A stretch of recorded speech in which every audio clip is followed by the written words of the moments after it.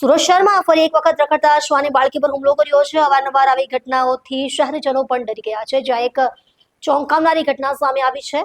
એક 3 વર્ષની નિર્દોષ બાળકી રખડતા શ્વાનના હુમલાનો શિકાર બની હતી। મહારાષ્ટ્રના વતની કાંતિલાલ ચંદ્રસિંહ પાવરાની 3 વર્ષની પુત્રી ઘર નજીક રમી રહી હતી, ત્યારે અચાનક એક શ્વાને તેના પર હુમલો કરી દીધો હતો। આ હુમલો એટલો ગંભીર હતો કે શ્વાને બાળકીની આંખ પર અને ગળાના ભાગ પર જોરદાર બાઇટ માર્યો હતો। ઘટના બાદ પરિવારમાં ચીસો પડી ગઈ હતી અને તાત્કાલિક બાળકીને સારવાર માટે નજીકની હોસ્પિટલ લઈ જવામાં આવી હતી। પ્રાથમિક સારવાર બાદ બાળકીની હાલત ગંભીર જણાતા તેને વધુ સારવાર માટે તાત્કાલિક ઓપરેશન થિયેટરમાં ખસેડવામાં આવી હતી।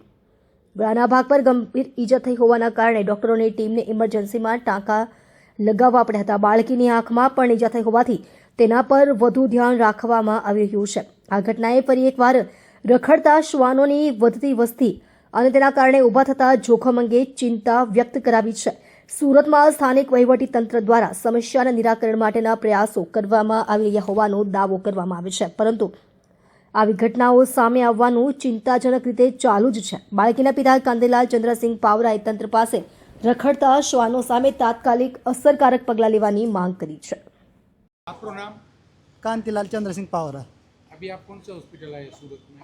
अभी सूरत में कोरोना ये इमरजेंसी में आए हैं, सिविल में आए हैं। आपके बच्चे का नाम क्या है? कल्याणी कांतिलाल पावरा। ये इसको किसने काटा है?